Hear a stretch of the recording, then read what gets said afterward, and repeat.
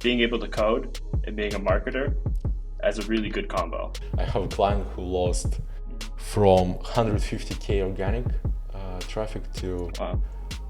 2 or 3 thousand, like almost zero. Wow.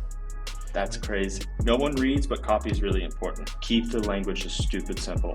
Like a third grader needs to read it and understand. So like a 7-year-old needs to understand. And that is how you do it. I just want to go back to scrolling Instagram. You interrupted me. You're spending a lot of my time. Hey everybody, I'm glad to host my friend Lawson today, growth marketer at Series A startup Restream, which tremendously simplifies streaming. My name is Paul. I'm the founder of Merge, product design team for early and growing startups. Hey Lawson, welcome and really glad to host you today. How are you doing? Hey, Pavel, thanks for having me. Doing great. How are you? Doing amazing. Thanks a lot. Yeah, really excited about today's talk. You're also one of first employees, not maybe in the first 10, but from the first years of Restream, and your journey have been there already for 7 years. Can you please highlight for people where did you start, where are you now? And I really want to understand and give people advice, both for business owners and team members, how to bond to the company for so long. So yeah, please give me your insights from this journey. Yeah, of course. So yeah, like you said, I joined Restream very early on. I believe at the time that I joined in 2017 that we were around 30 employees. I joined as the fourth support team member. So I was just doing the live chats, helping people out, 4 p.m. to midnight, Monday through Friday. If you happen to stop by between 2017 and 2019, that's where I was. And then around 2019, I kind of started to develop an interest towards going into computer science and web development. And Alex and Andrew caught wind of that, our founders at Restream, and they invited me to Kyiv to do an internship. Flew me all the way out there as a young 20-year-old, and it was quite the experience for me because it was the first time I had left North America. I spent the whole summer in Ukraine, and it was a great time. I learned a lot with the team there. And then I came back home late 2019, started doing just normal web development stuff with the team, more back end, front end, like full stack development stuff. And then 2020 hit, and as a live video platform, we grew substantially as we were helping people continue to get their message out during a time where we were in complete isolation. So it became a time where we could not hire people fast enough to do the job we needed. So everyone kind of had to step in and do what's necessarily their job title. And so I was working alongside the marketing team, and I started to learn a lot of marketing. And throughout that experience, I just learned that being able to code and being a marketer as a really good combo. To support as a team, one thing that I think Restream does really well is that we're all options holders in a Series A here. So everyone here at Restream has the opportunity to own part of the company. So your work directly impacts your net worth. So I think that's a big impact that you have, that it's just directly connected to you. And I think the team here at Restream does a really good job of just being kind of really connected. Like I would say almost everyone here, I could have a night out with drinks. So it's all just really good friends here. We're all really supportive of each other.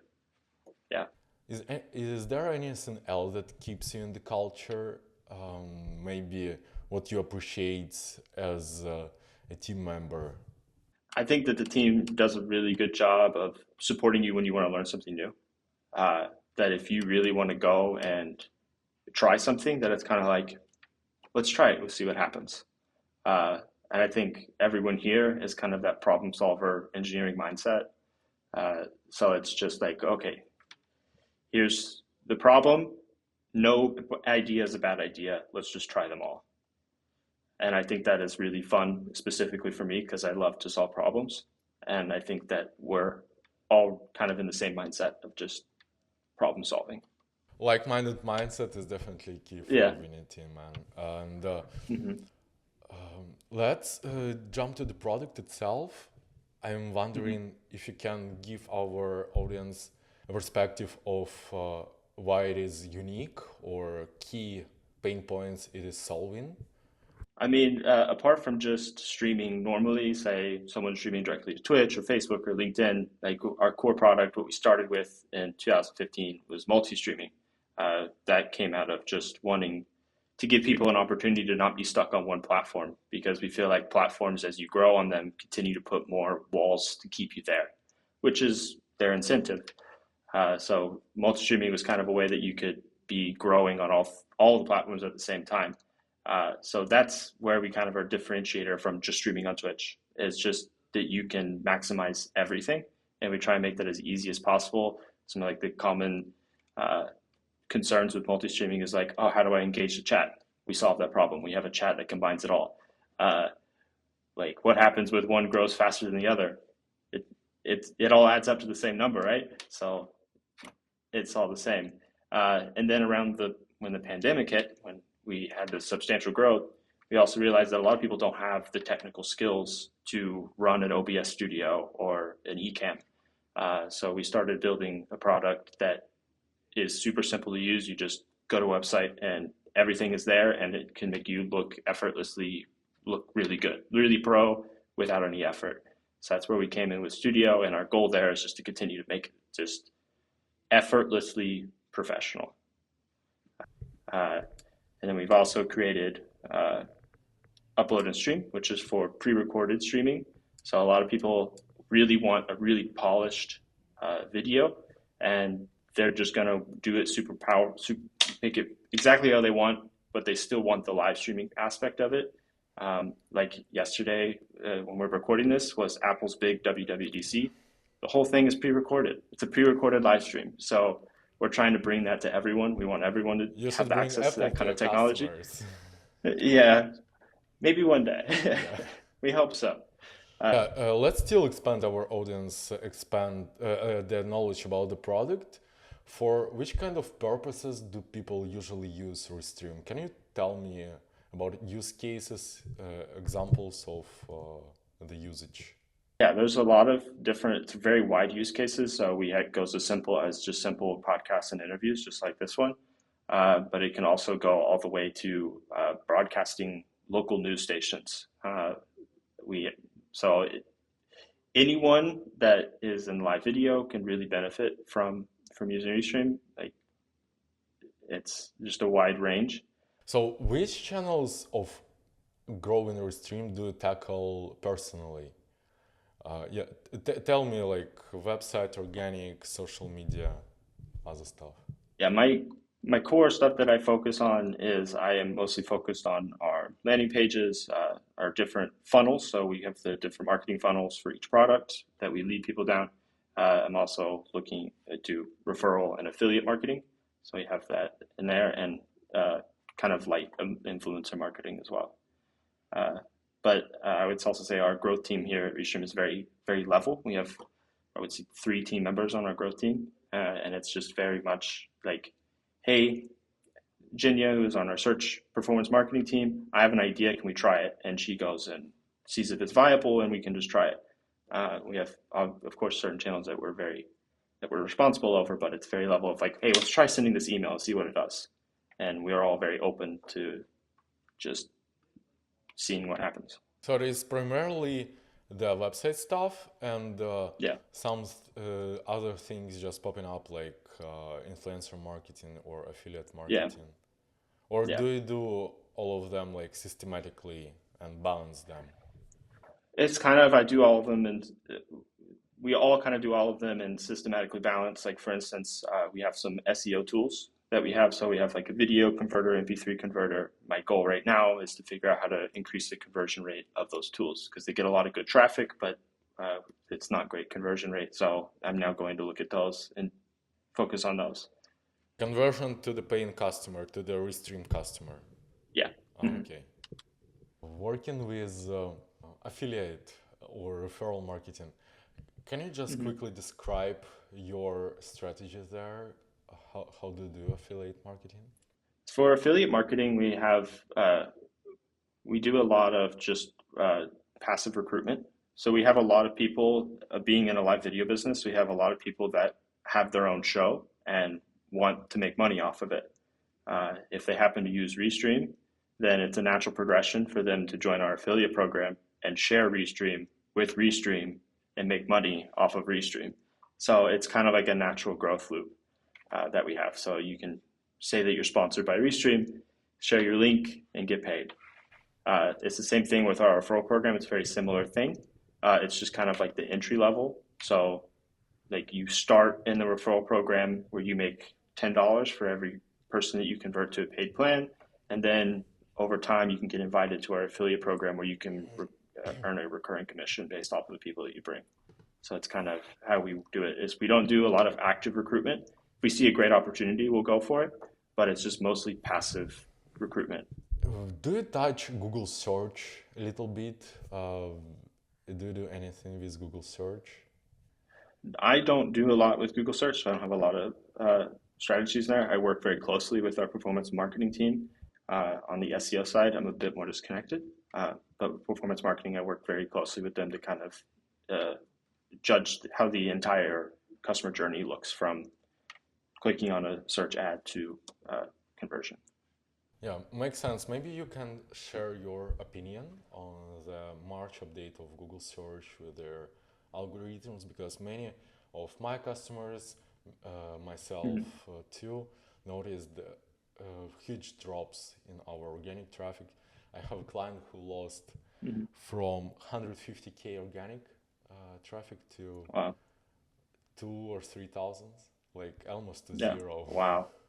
That's crazy. Did you experience something like that? I actually think that we were pretty minimally impacted through that. Our blog took a pretty big hit, but we have a lot of really, some of our top articles were, I think, are deemed by Google to be really relevant. So our top articles didn't lose much traffic.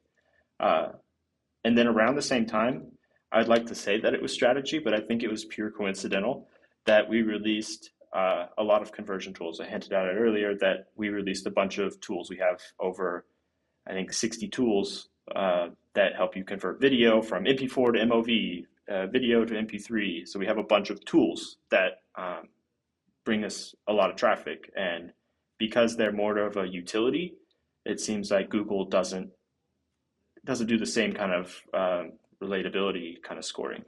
It's just, I want to convert this video to an MP3. There's the tool, and then we rank pretty highly on those tools. So we still get the traffic. This is definitely what people should note down as an advice, because changing the strategy became an obvious thing when people who were getting almost all of their business from SEO now just lost it, and they just need to think creatively about expanding their channels. Yeah, I would say like one way to think about it is think like BuzzFeed. Like we all know the kind of really stupid BuzzFeed quizzes. I feel like for a lot of businesses, they could get away with doing stuff like that, where like you get a lot of interactability. I feel like I'm just trying to think of different businesses because we have somewhat of an advantage. I feel like because video files are so common and it kind of lines up directly with what we do. So we have a natural tool progression, but I'm trying to think of a business that doesn't have that natural progression as easily, that I think you could do it through quizzes or something like that, where you're just getting engagement basically. Do you do quizzes at Restream? No, but we might. I might try it. Yeah, might be. We also didn't, but I want to observe this niche as well. Something about UX quizzes or design quizzes should be fun. What channels are you using in total? Can you name them? I understand like they most are general, but still for people to understand where they get your traffic from. I think I'll just go through like, I guess, traffic. So a lot of the highest traffic was our organic. We get a lot of traffic from our public tools. We're looking at about 700,000 per month just from public tools.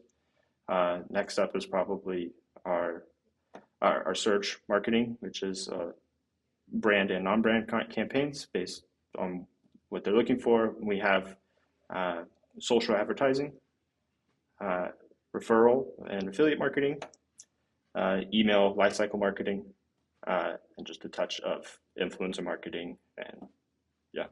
You guys are doing an amazing job, and I want people to be inspired by tackling not just one or two channels, but have all 7 or 10 channels Yeah. and tackle them in balance.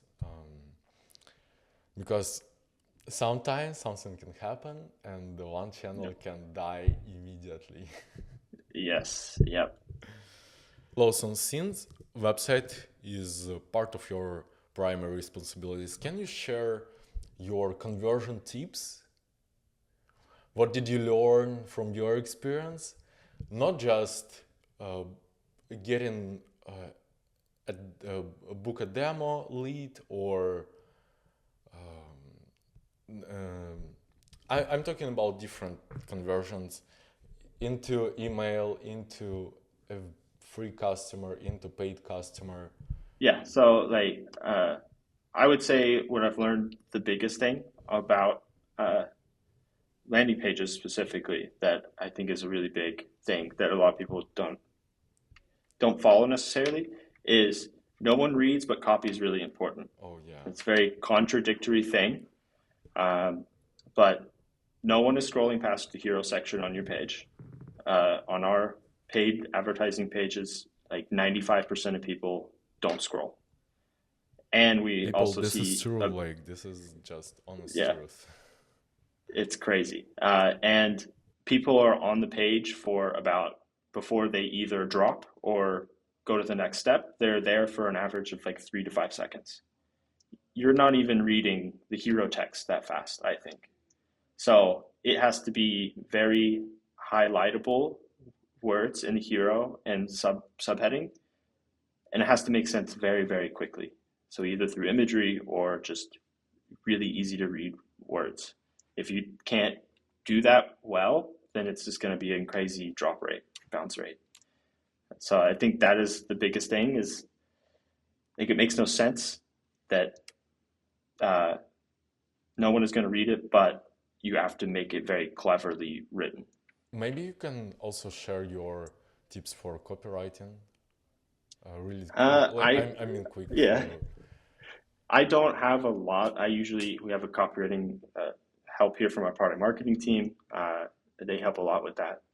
But with my observation of what I've noticed works and what doesn't work is keep the language just stupid simple. Like a third grader needs to read it and understand. So like a 7-year-old needs to understand it.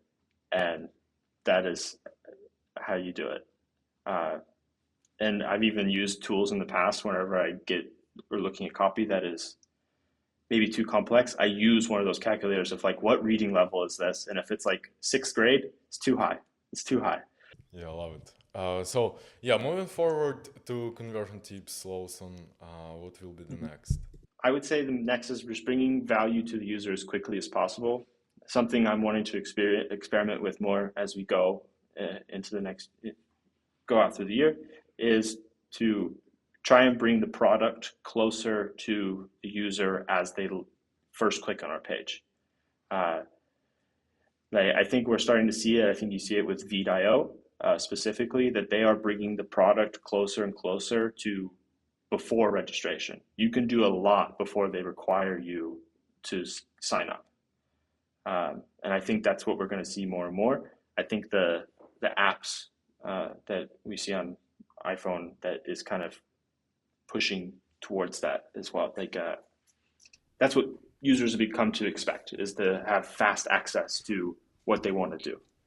So if you're pushing someone to, okay, land on a landing page, not read the hero, click next, sign up, and then have to do all the onboarding process and then skip it and then get lost, and then you're just confused. I just want to go back to scrolling Instagram. You interrupted me and you're spending a lot of my time. Where if I click on the ad and you immediately show me what you do, and I immediately see the value in that, you have my attention. I'll open that in my other browser and dig in more. So copy, get people to the product, or um, show them a product as fast as possible. Uh, is there anything else? I kind of touched on some of my other conversion tips, like in the middle of other ones. Like my other tips are just like keep it at a short and sweet third grade level, uh, and keep the path of what you want them to do like really focused. So like don't have any deviation paths on the landing page. For instance, we found that removing the navigation from the page for paid advertising increases people completing the funnel like 20%. So and also like in our hero section, originally we had a get started CTA and a C pricing CTA. We saw the value in having the C pricing CTA just so that people know whether it's right for them. But as soon as we removed the button, we saw an increase in people completing the funnel that we intended. So it's kind of like don't give them too many paths to choose from, just give them one. True. And your landing pages for products, from where do you drive your organic traffic? What are your ideas about increasing conversion there? Can you share how would you tackle this obstacle? For organic Yeah, or the paid. ones you use for product landing pages, like free products, and how would Yeah, you convert organic traffic from them? we find a lot of our product organic traffic is actually really high converting naturally. So we don't actually do a lot of testing on our organic traffic. For instance, for our uploaded stream, pre-recorded streaming, the people that land on our product page organically, they get started very quickly and very fast and very reliably. Do you do A/B testing now? Uh, can you share Yeah, insights on that? How do you use it? yeah. What is your toolkit around A/B testing? So I have somewhat of a controversial take on A/B testing, and it comes not a disagreement with our data team here at Restream sometimes that they don't like from me. That I think that depending on the how much of the yield you're trying to move, sometimes an A/B test is not the best idea.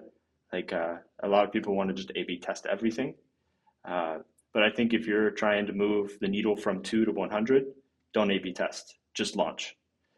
If you're trying to move the needle from 1,000 to 1,020, sure, but how long is it going to take? So I get the balance that I try and take with A/B tests is like how fast can we get the result that we want?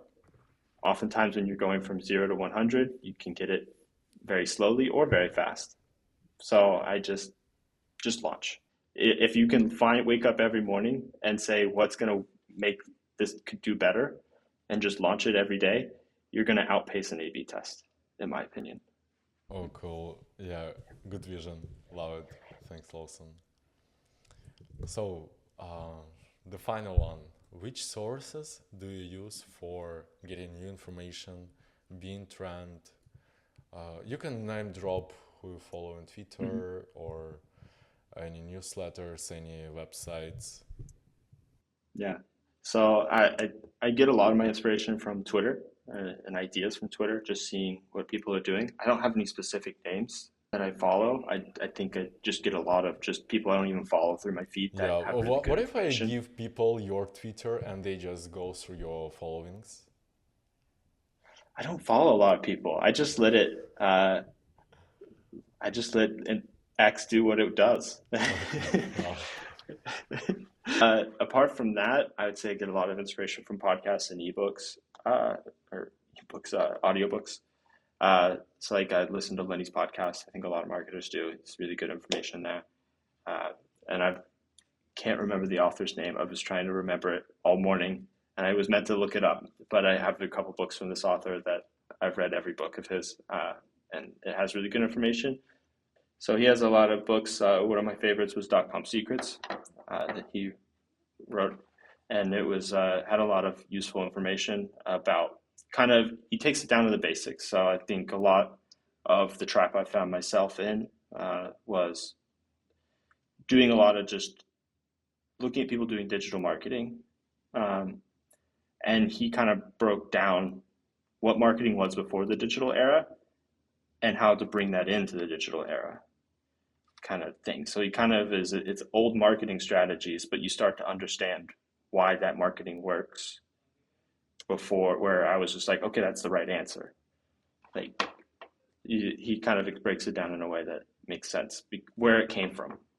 I highly appreciate sharing your experience with me and the audience. I learned some stuff from our today's conversation, so I will put it down for me and my team. Also, for increasing conversion, I can tell a quick advice from my experience, because of mostly when people don't have specific growth marketers or UX designers in the team, they don't think about full customer journey, and this is I would say a really must-have thing when you trying to beat your conversion and move it up. Yeah. Yeah.